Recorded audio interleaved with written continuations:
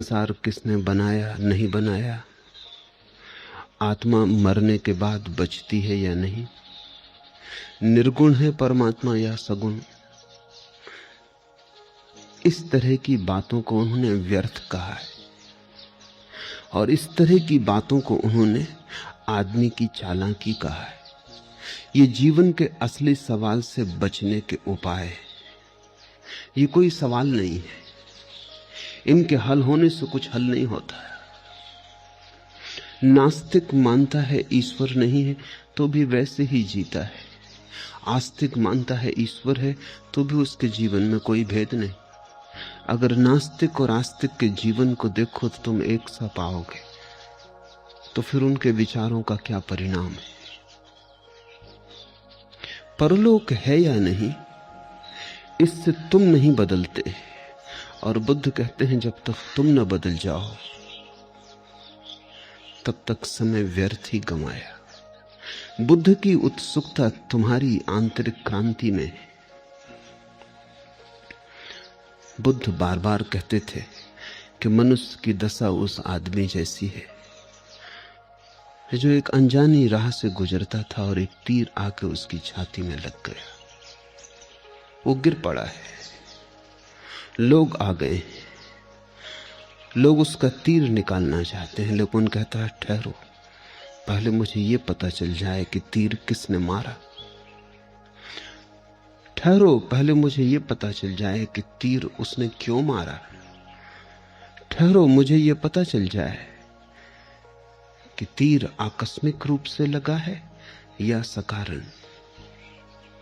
ठहरो, मुझे ये पता चल जाए कि तीर विष बुझा है या बिन विष बुझा। बुद्ध ने कहा वह आदमी दार्शनिक रहा होगा, वो बड़े ऊंचे सवाल उठा रहा है। लेकिन जो लोग इकट्ठे थे उन्होंने कहा ये सवाल तुम पीछे पूछ लेना, पहले तीर निकाल लेने दो, अन्यथा पूछने वाला मरने के करीब है। उत्तर भी मिल जाएंगे तो हम किसे देंगे। और अभी इन प्रश्नों की कोई आत्यंतिकता नहीं है, अभी तीर खींच लेने दो। तीर छाती में लगा है, खतरा है, तुम ज्यादा देर न बच सकोगे। बुद्ध कहते ऐसी ही दशा में मैं तुम्हें पाता हूं और तुम पूछते हो कि संसार किसने बनाया। पहले इसका पता चल जाए तब करेंगे ध्यान। क्यों बनाया, पहले इसका पता चल जाए तब बदलेंगे जीवन को। क्या कारण है परमात्मा का संसार बनाने में, क्यों ये लीला उसने रची। जब तक इसका पता ना चल जाए तब तक हम मंदिर में प्रवेश ना करेंगे। बुद्ध कहते हैं जीवन का तीर छाती में चुभा है, पल पल मर रहे हो, किसी भी क्षण डूब जाओगे। ये उत्तर, ये प्रश्न सब व्यर्थ है। अभी तो एक ही बात पूछो कि कैसे ये तीर निकला है। इसलिए बुद्ध की बातें शायद उतनी गहरी न मालूम पड़े जितनी कपिल और कणाद की, कांट और हिगल की, प्लेटो और अरस्तु की, लेकिन ज्यादा यथार्थ है, ज्यादा वास्तविक है। और गहराई का करोगे क्या अगर गहराई झूठी हो और शब्दों की हो। असली सवाल यथार्थ को समझना है। बुद्ध पहले मनुष्य हैं जिन्होंने परमात्मा के बिना ध्यान करने की विधि थी, जिन्होंने परमात्मा की मान्यता को ध्यान के लिए आवश्यक न माना, और न केवल परमात्मा की बल्कि आत्मा की धारणा को भी ध्यान के लिए आवश्यक न माना। उन्होंने कहा ध्यान तो स्वास्थ्य है, तुम स्वस्थ हो सकते हो, फिर शेष तुम खोज लेना, मैं तुम्हें रोग से मुक्त करने आया हूं। इसलिए बुद्ध को तुम एक मनस चिकित्सक की भांति देखना। वे धर्मगुरु नहीं, धर्मगुरु मान लेने से बड़ी भ्रांति हो गई तो लोग उन्हें दूसरे धर्मगुरुओं के साथ गिन देते। वे धर्मगुरु जरा भी नहीं है। कहीं परमात्मा की धारणा के बिना कोई धर्म हो सकता है, कहीं आत्मा की धारणा के बिना कोई धर्म हो सकता है। तत्व की तो कोई बुद्ध ने बात ही नहीं की, तथ्य की बात की। उन जैसा यथार्थवादी खोजना मुश्किल है। और उन्होंने मनुष्य की असली तकलीफ को पकड़ा और कहा यह तकलीफ सुलझ सकती। उन्होंने 4 आर्य सत्यों की घोषणा की कि मनुष्य दुखी है। इसमें किसको संदेह होगा? इसका कौन विरोध करेगा? मनुष्य दुखी है, मनुष्य के दुख का कारण है। ठीक बुद्ध वैसे ही बोलते हैं जैसा वैज्ञानिक बोलता है, दुख का कारण। क्योंकि अकारण कैसे दुख होगा? पैर में पीड़ा हो तो कांटा लगा होगा, सिर दुखता हो तो कारण होगा। पीड़ा है तो अकारण कैसे होगी?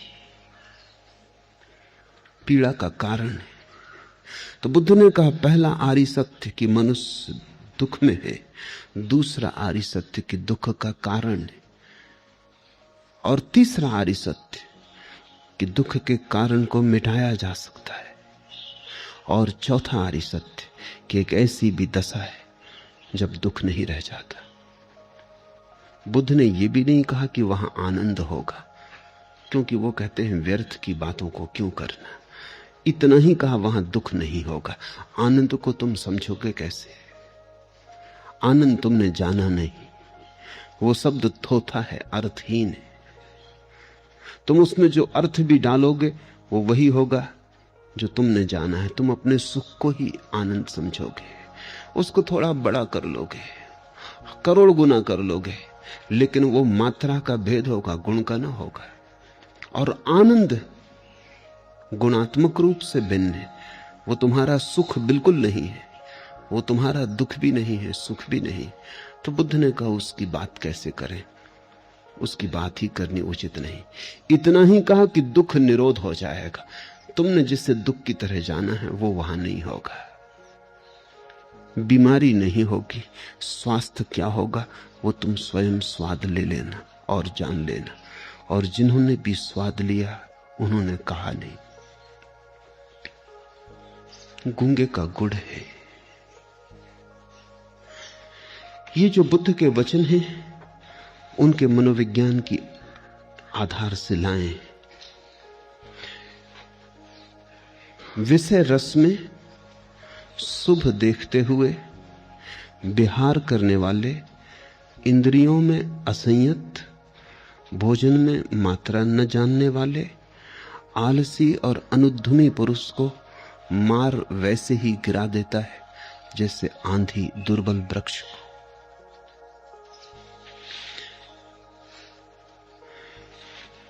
विषय रस में शुभ देखते हुए जो जीता है वह निरंतर दुख में गिरता है। इस बात को विस्तार से समझ लेना जरूरी है, क्योंकि समस्त योग और समस्त अध्यात्म इसी बात की समझ पर खड़ा होता है। विषय में रस मालूम होता है।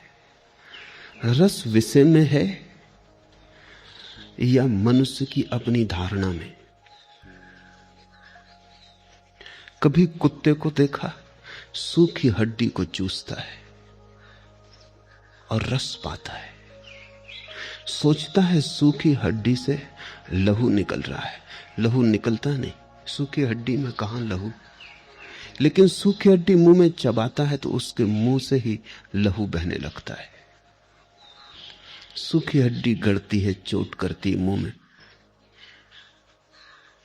लहू निकल आता है। उस लहू को वो पीता है और सोचता है हड्डी से रस मिल रहा है।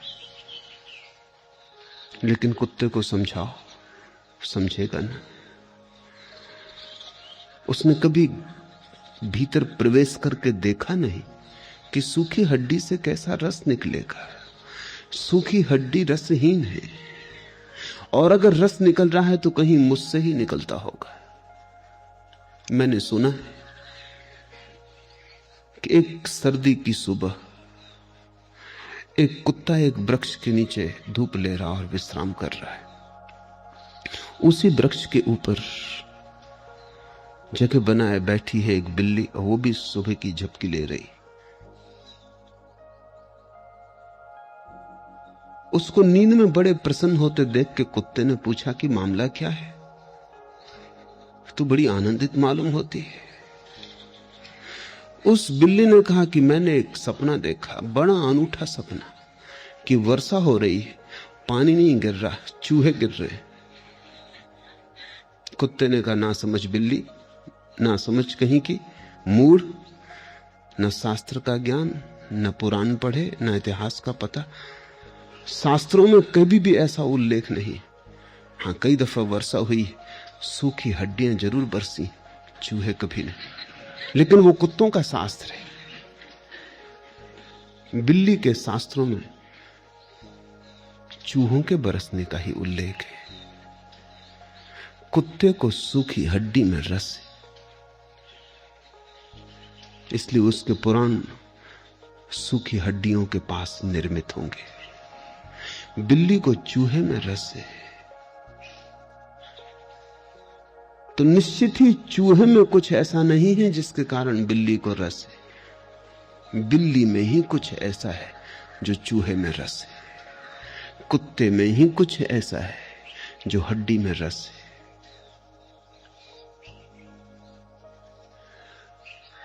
हमारी वृत्ति में कहीं रस का कारण है, विषय वस्तु में नहीं।